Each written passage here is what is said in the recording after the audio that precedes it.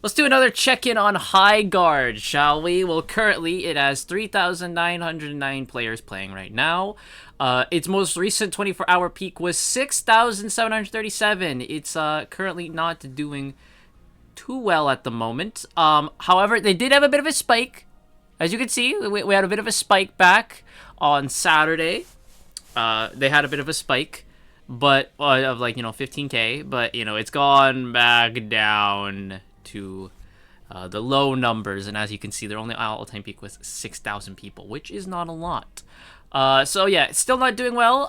Its Steam review count is now, we're getting to 43% are positive.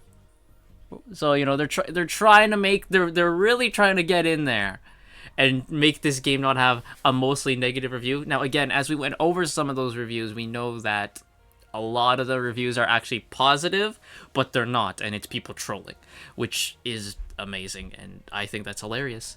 But the Highguard has put in the 5v5 mode, which was a mode everyone's like, why was this not in the game at launch?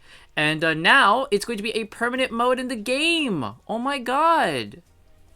Wow, it had such great response that it's going to be in the game permanently. This was totally because of the people playing it, and not because this was always going to happen, and we're just trying to drum up a bit of, save face here. Right? It's totally that. This was totally going to be limited time, and we totally did not plan for this to be permanent at all from the start. Yes, definitely, of course. But now the Highguard dev says that it doesn't matter if the game reaches 1,000 or 100 million people.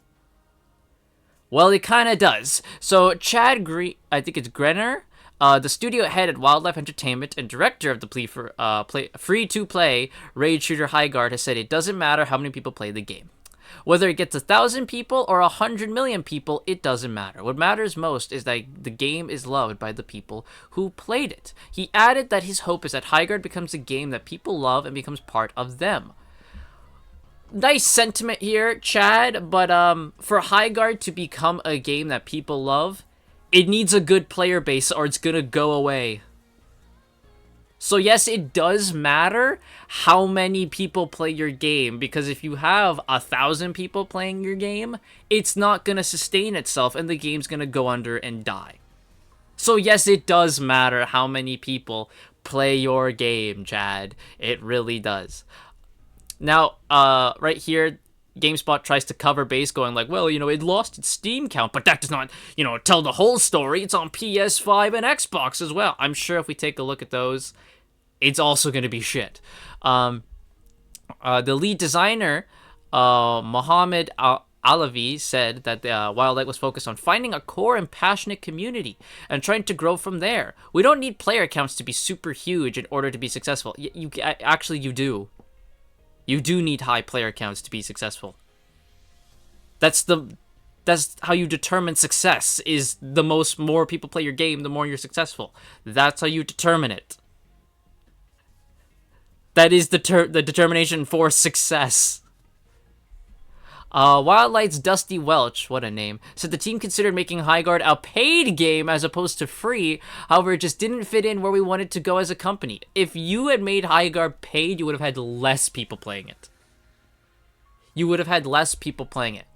That fucking 97,000 people you had playing would have been lower, because there's no way people will have shilled out like $70 for this crock of shit. And then they show like a significant success recently of a paid shooter game is Arc Raiders. Arc Raiders. Do you know why Arc Raiders worked as a paid game as opposed to Highguard as a free game? It's because Arc Raiders is actually good. It gives the fans what they want and doesn't say something stupid like, well, if we only have 1,000 people, that's still good. No, it's not though.